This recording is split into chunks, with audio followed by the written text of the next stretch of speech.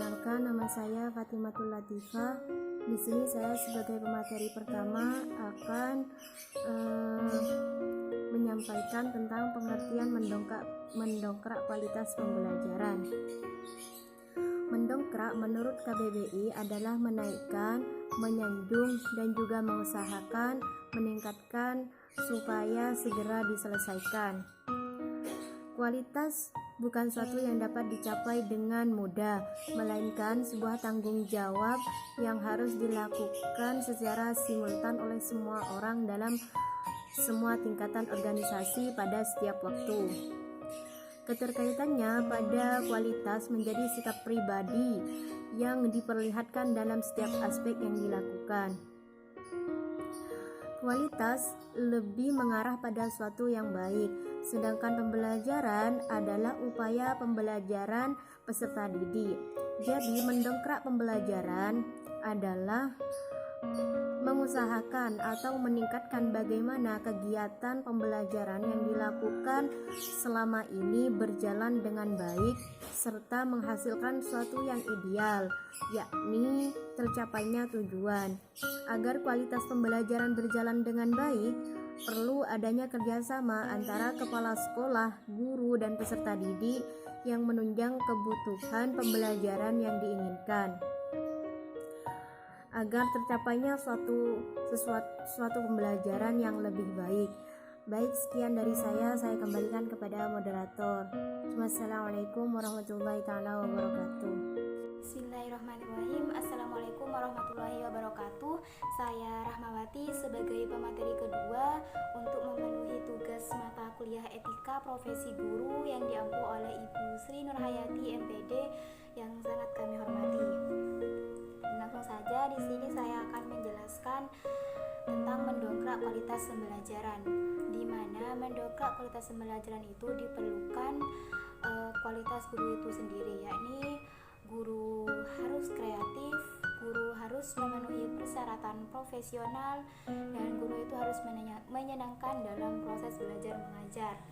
Dan yang paling penting, guru tersebut harus memiliki berbagai konsep dan cara untuk mendongkrak kualitas pembelajaran, di mana kelompok kami sudah menyajikan beberapa cara untuk mendongkrak kualitas pembelajaran, antara lain mencakup 5K, 5 kecerdasan. Yang pertama kecerdasan emosi, yang kedua kreativitas, yang ketiga kedisiplinan, yang keempat kemauan atau nafsu belajar, dan yang terakhir 5 keterampilan mendayagunakan sumber belajar. Di sini saya akan menjelaskan tentang mengembangkan kecerdasan emosi. Emosi adalah letupan perasaan seseorang.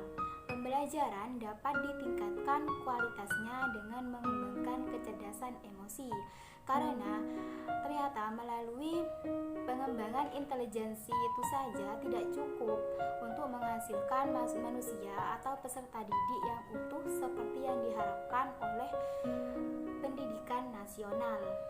Dan di sini ada beberapa cara yang dilakukan untuk mengembangkan kecerdasan emosi dalam pembelajaran. Yang pertama, menyediakan lingkungan yang kondusif. Yang kedua, menciptakan iklim pembelajaran yang demokratis. Yang ketiga, mengembangkan sikap empati dan merasakan apa yang sedang dirasakan oleh peserta didik. Dan yang keempat, membantu peserta didik menemukan solusi dalam setiap masalah yang dihadapinya.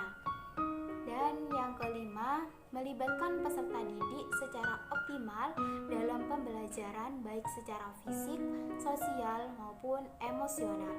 Dan yang ketujuh, merespon setiap perilaku peserta didik secara positif dan menghindari respon yang negatif, dan menjadi teladan dalam menegakkan aturan dan disiplin dalam pembelajaran. Jadi pendidik itu harus terlibat langsung entah apa yang dialami oleh siswanya. Dalam mengembangkan kecerdasan emosional ini bertujuan dapat menjadikan peserta didik itu jujur, disiplin, tulus pada pada diri sendiri, membangun kekuatan dan kesadaran diri, mendengarkan suara hati, hormat dan bertanggung jawab. Juga dapat memanfaatkan peluang dan menciptakan masa depan yang cerah pastinya, yang juga bisa membangun watak dan kewibawaan secara potensi dan mengintegrasikan tujuan belajar ke dalam tujuan hidupnya. Sekian dari saya, kurang lebihnya saya mohon maaf. Akan dilanjutkan oleh pemateri ketiga. Terima kasih. Wassalamualaikum warahmatullahi wabarakatuh. Assalamualaikum warahmatullahi wabarakatuh. Saya Nia Kalina Putri.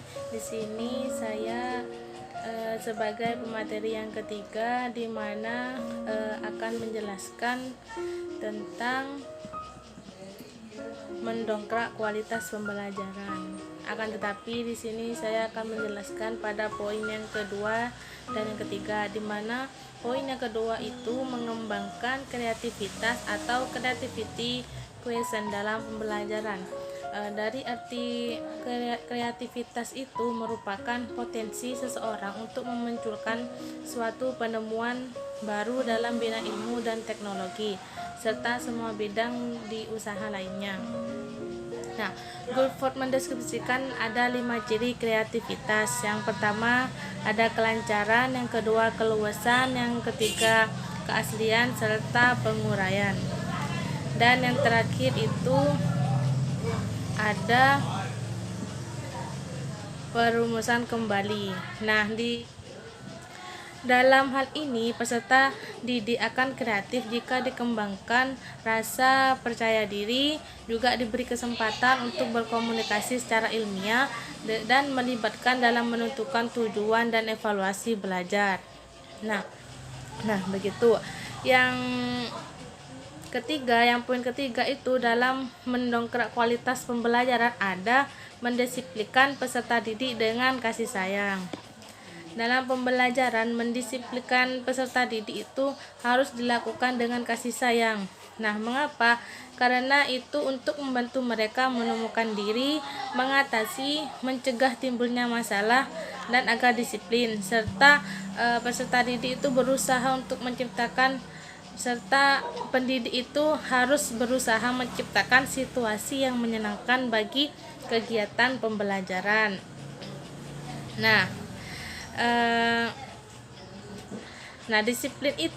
Disiplin dengan kasih sayang merupakan bantuan kepada peserta didik agar mereka itu mampu untuk berdiri sendiri.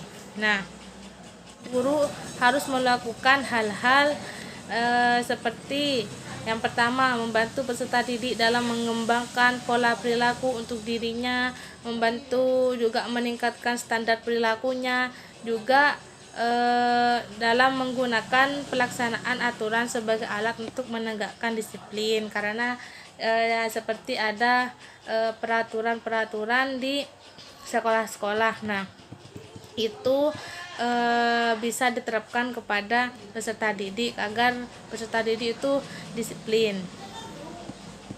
Nah, juga ada strategi guru itu untuk mempelajari pengalaman peserta didik di sekolah melalui kartu catatan. Juga ada mempelajari nama-nama peserta didik secara langsung melalui daftar hadir di kelas agar kita itu sebagai pendidik bisa tahu tingkat kemampuan dari masing-masing siswa kita. Juga ada mempertimbangkan lingkungan sekolah dan lingkungan peserta didik. Kita itu sebagai calon pendidik harus mengetahui tingkat kemampuan dari peserta didik kita, karena peserta didik kita itu mempunyai tingkat kemampuan yang berbeda-beda, ada yang bisa, ada yang sedang, dan ada yang bisa begitu. Nah, peran guru itu dalam mendisiplinkan peserta didik itu tugas guru itu dalam pembelajaran itu tidak terbatas pada penyampaian materi pembelajaran saja ya, tetapi guru harus berupaya untuk membimbing dan mengarahkan perilaku peserta didik ke arah yang lebih positif dan menunjang pembelajaran. Nah, itu saja dari saya. Apabila ada kesalahan saya mohon maaf. Wassalamualaikum warahmatullahi wabarakatuh. Bismillahirrahmanirrahim. Assalamualaikum warahmatullahi wabarakatuh. Saya Ahmad Lutfi. Di sini saya sebagai presentator keempat akan menjelaskan 2 poin, diantaranya yaitu membangkitkan nafsu belajar, yang kedua mendayagunakan sumber belajar. Untuk poin yang pertama yaitu tentang membangkitkan nafsu belajar peserta didik. Di sini ada pendapat tokoh yaitu pendapat Maslow untuk menyusun suatu teori tentang kebutuhan manusia, di mana ia membagi menjadi 5 kebutuhan, diantaranya kebutuhan fisiologis, kebutuhan rasa aman, kebutuhan kasih sayang, kebutuhan rasa harga diri, dan akan aktualisasi diri. Cara membangkitkan nafsu belajar peserta didik. Yang pertama yaitu memilih topik pembelajaran yang tepat dan menarik dan juga berguna. Kedua, tujuan pembelajarannya harus jelas. Ketiga, adanya evaluasi. Keempat, memberikan pujian dan reward untuk membangkitkan semangat peserta didik. Kelima, dapat menyesuaikan dengan kondisi peserta didik.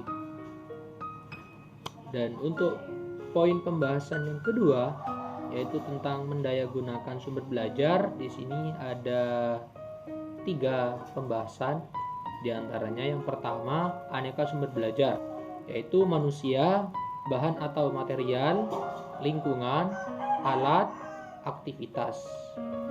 Akan tetapi berdasarkan sumber belajar tersebut, sumber yang tersedia di sekolah diantaranya yaitu perpustakaan, media massa, sumber-sumber yang ada di masyarakat atau di lingkungan siswa.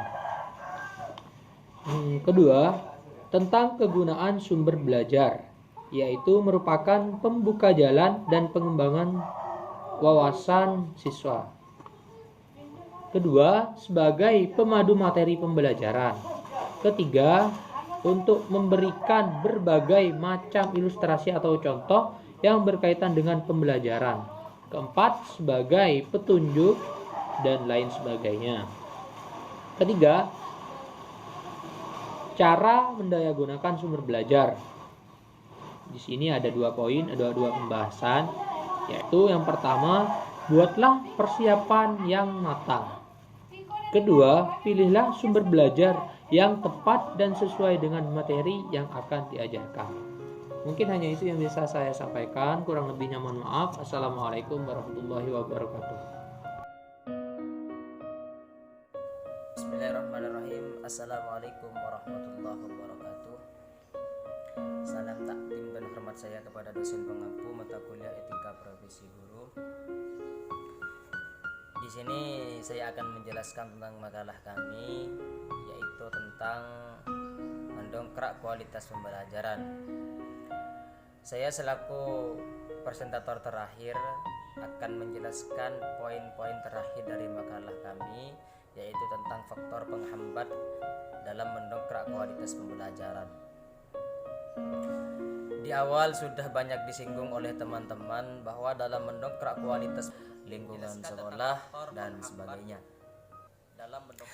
Di sini saya akan yaitu dari seorang guru menjelaskan tentang faktor penghambatnya di sini dalam mendongkrak kualitas pembelajaran. Yang pertama yaitu dari seorang guru pembelajaran di sekolah. Artinya di sini sikap seorang guru itu sangat menentukan kualitas pembelajaran di sekolah. Jika di sini sikap emosional antara seorang didik antara pendidik dengan peserta didik maka suasana pembelajaran akan menjadi terhambat atau dibatasi, artinya seorang kurang efektif terhadap peserta didik, maka kualitas pembelajaran suasana pembelajaran akan terjadi terhambat atau yang kedua yaitu seperti itu.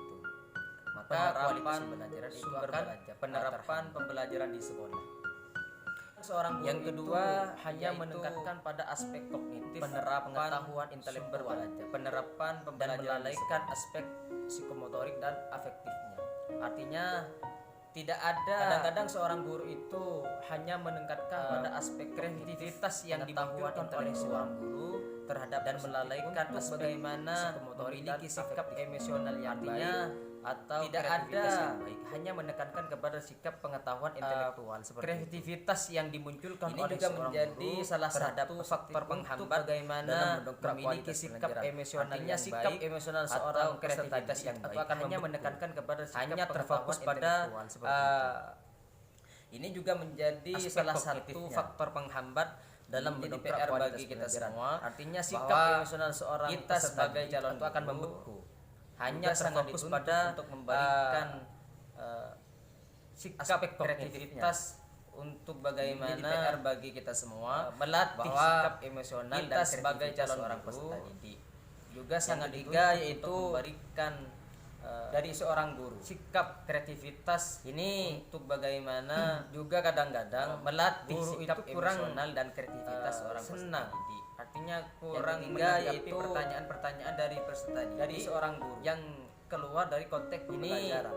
Kadang-kadang juga kadang-kadang artinya itu kurang mengamini dari pertanyaan-pertanyaan peserta didik, artinya kurang menanggapi pertanyaan-pertanyaan dari peserta didik. Itu juga sangat menjadi penghambat dari konteks pembelajaran. Mendokrak kualitas kadang-kadang kenapa? Karena artinya tidak mengamini dari pertanyaan-pertanyaan peserta didik, kreativitas yang seorang peserta didik pembelajaran untuk bagaimana menambah wawasan yang dalam ke depan, mendokrak kualitas pembelajaran. Kenapa? Yang keempat tentang realita adanya sumber belajar, kreativitas ini seorang peserta didik bersama bagaimana menambah wawasan yang lebih luas ke depannya, seperti itu. Baik dari yang keempat tentang media pembelajaran, realita adanya sumber belajar di daerah perkotaan dan desa itu sangat tahu bersama.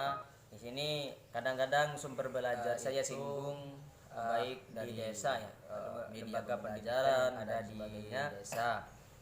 Kadang-kadang perkotaan dan belajar itu sangat dipergunakan sebagaimana mestinya. Media pembelajaran saya singgung itu kadang-kadang tidak ada di desa ya, dan lembaga pendidikan yang ada di desa sekolah itu kadang-kadang itu sumber belajarnya itu tidak dipergunakan sebagaimana mestinya. Mendokrak media pembelajaran itu kadang-kadang tidak ada. Itu saja yang lingkungan saya dapat sampaikan sekolah itu. Mari kita lebar diskusi. Apabila ada kesalahan itu murni datangnya dari saya pribadi. Apabila ada kebenaran itu murni datangnya dari Allah Subhanahu wa taala. Salam hormat saya kepada dosen pengampu dan kepada teman-teman, jaga kesehatan, jaga imun tubuh. Semoga kita dijauhkan dari virus corona, seperti itu ya. Diam di rumah saja. Assalamualaikum warahmatullahi wabarakatuh.